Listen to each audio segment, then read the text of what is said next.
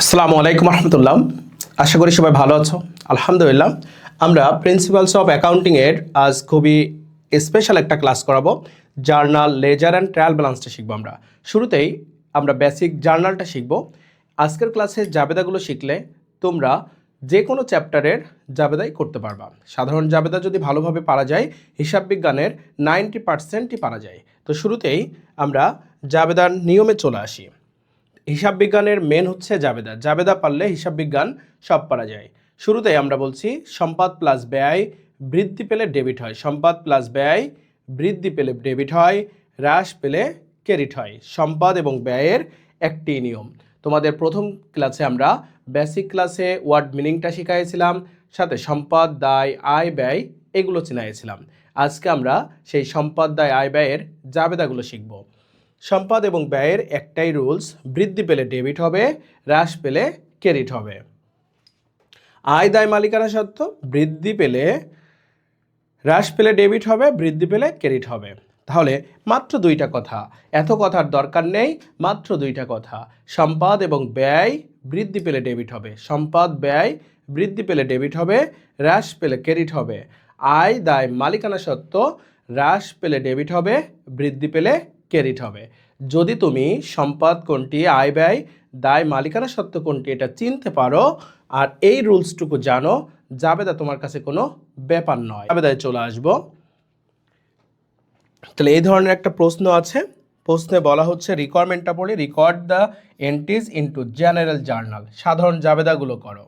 তথ্য 1 বলছে, 1 নম্বর অঙ্ক, দ্য ফলোয়িং ট্রানজ্যাকশনস মানে লেনদেন আর obtain from the books of Aryan for the month of December. December মাসের কিছু ঘটনা দেওয়া রয়েছে।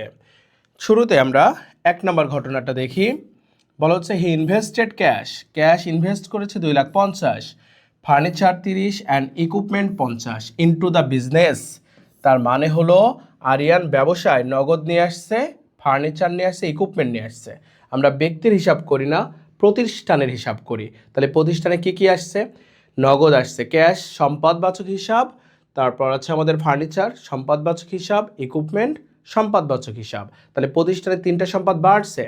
কেবল দেখলাম সম্পদ বাড়লে ডেবিট হয়, হ্রাস পেলে ক্রেডিট হয়। তাহলে সম্পদ বাড়ছে 3টাই ডেবিট হবে, ক্যাশ ডেবিট হবে, ফার্নিচার ডেবিট হবে, ইকুইপমেন্ট ডেবিট হবে, 3টাই সম্পদবাচক হিসাব।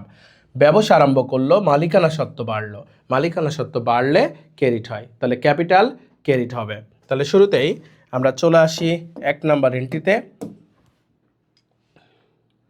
তাহলে cash debit, furniture debit, equipment debit, মালিকানা সত্ত্ব বাড়ছে, ক্যাপিটাল ক্রেডিট।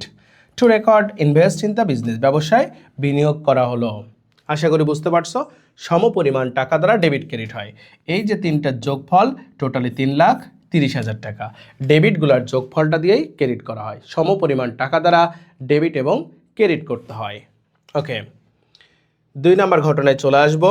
বলা হচ্ছে, পারচেস গুডস পণ্য ক্রয় ফর ক্যাশ নগদে ক্রয়। তাহলে পারচেস গুডস পণ্য ক্রয়, পণ্য মাল চেক, 3 নামে কোনো হিসাব হয় না।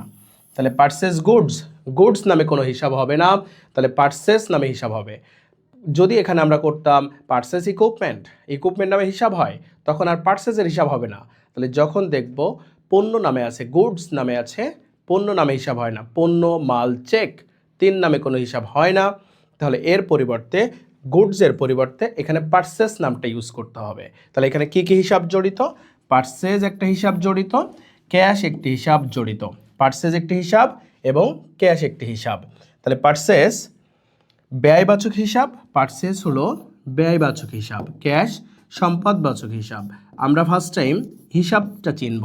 হিসাব চিনলে জাবেদার নিয়মে ফেললেই তুমি পেয়ে যাচ্ছ।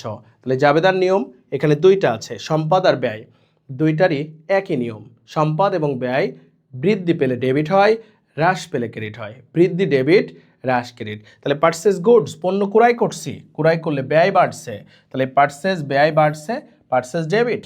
নগদে ক্রয় করছি, তোমার মানিব্যাগ থেকে নগদ চলে যাচ্ছে, সম্পদ বাড়লে ডেবিট, হ্রাস পেলে ক্রেডিট। তাহলে ক্যাশ হ্রাস পাচ্ছে, ক্যাশ হবে ক্রেডিট। তাহলে জাবেদা বলতে পারি, purchase debit, cash credit. Purchase debit ব্যয়বাচক হিসাব বাড়ছে ডেবিট, ক্যাশ ক্রেডিট সম্পদবাচক হিসাব হ্রাস পেলে credit. To record purchase goods in cash নগদে ক্রয়।